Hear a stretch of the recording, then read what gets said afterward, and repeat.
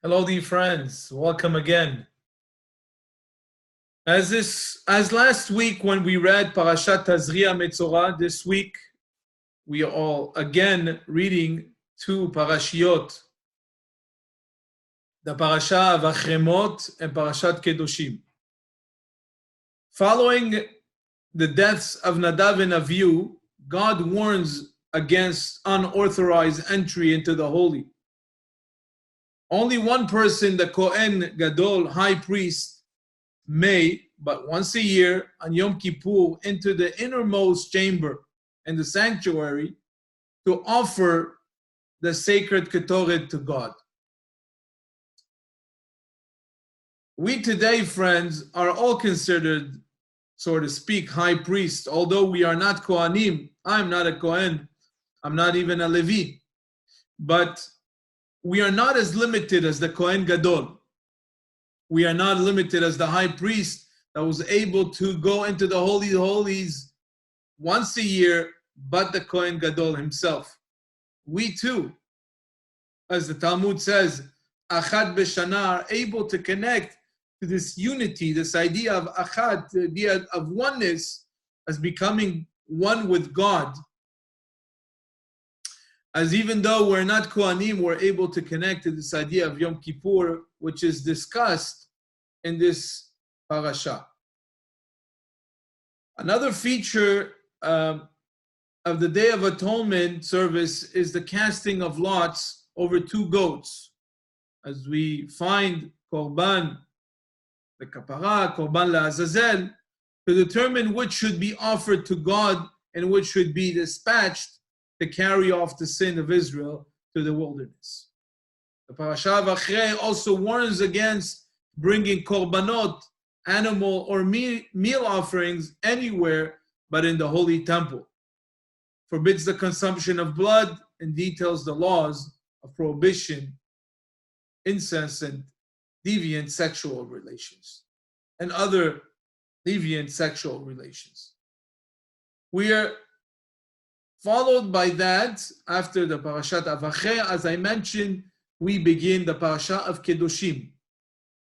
Kedoshim literally translated being holy, in plural. Kadosh, and then Kedoshim begins with the statement, you shall be holy, for I, the Lord, your God, am holy.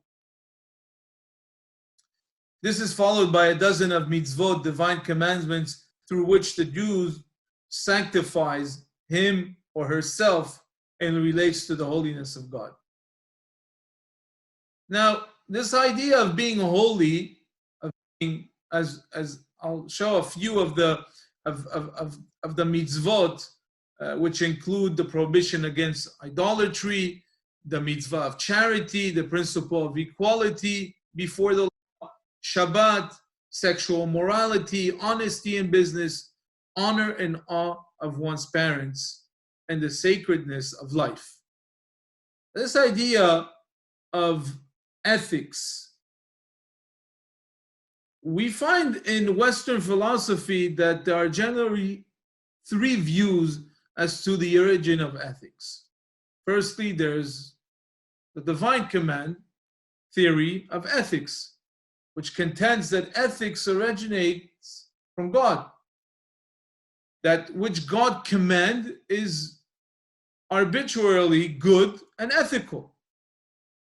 Now, the counter argument to this maintains that this view leads to the absurdity where God can, in theory, decree adultery to be ethical. If one argues that God cannot do this, one is admitting that ethical standards are set by something outside of God.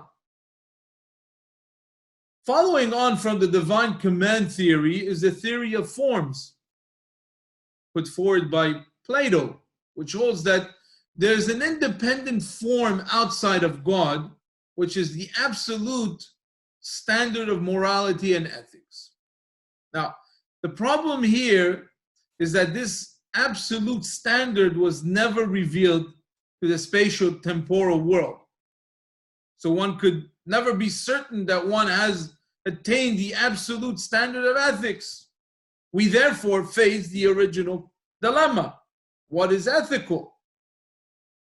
Now, the third view holds that all knowledge is relative to the individual, in which case there cannot be absolute morality. All ethics are relative to circumstances, people, cultures. This view too is problematic because taking to its logical conclusion, there's no such things as ethics at all. Now, and this is when we turn to the verse that we just stated of being holy. As I mentioned, this is a very enigmatic verse in the Torah. It seems to relate directly to the debate. God says to Moses, speaks to the entire nation, congregation of the children of Israel, and say to them, you shall be holy, for I, the Lord, your God, am holy. The command, you shall be holy, elicits debate among the commentators. Some hold that it means that one should be particularly careful in matters of sexual morality. Others, predicating their view on the Talmud, maintain that it refers to the need to remain self-disciplined, even in matters which cannot, even in matters which carry no Torah prohibition. According to this, you shall be holy, implore ones always to be self-disciplined when it comes to material pleasures. Interestingly, this interpretation of the verse is identical to Aristotle's view on how human ethical conduct is to be determined. You shall be holy, for I, the Lord your God, am holy, may seem a rather vague argument for ethical conduct. However, it encapsulates a tremendously deep explanation regarding the origins of ethics. God created man in his image. According to Kabbalists, this verse indicates that God possesses attributes. The Kabbalistic system, or attribute as known in the Kabbalistic, in Kabbalah, midot or sfirot. Now, in the Kabbalistic system, there are 10 godly attributes, 3 of which are intellectual and 7 emotional. It must be noted, however, that God attributes are perfect and infinitely different to those of humans. So when the Torah says that the fact that God is ethical, in our verse, holy, is a reason for humans to be ethical. In other words, holy. It means that the origin of morality comes from God himself. The perfect form, the standard bearer of perfect morals, which Plato saw as being outside of God, in fact originates from within God himself. God is revealing that the ethical laws that are written in the Torah are not just relative moral laws or unintellectual analysis of human nature leading to educated guesses regarding what is and what is not ethical. Rather, the ethical laws found in the Torah are godly revelation of that divine perfect form, which is the paradigm for ethical human conduct. Indeed, there's no sure way to be certain of what is ethical and what is not than to have the standard bearer of ethical conduct reveal it to us.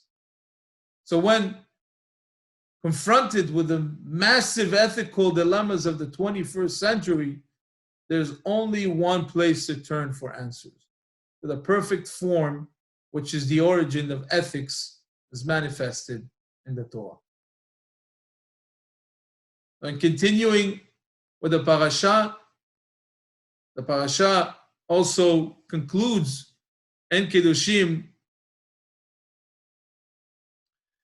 of a great teaching of the great sage Rabbi Akiva, which he called the cardinal principle of Torah, in which Hillel said, this is the entire Torah, the rest is commentary. Love your fellow Jew as yourself.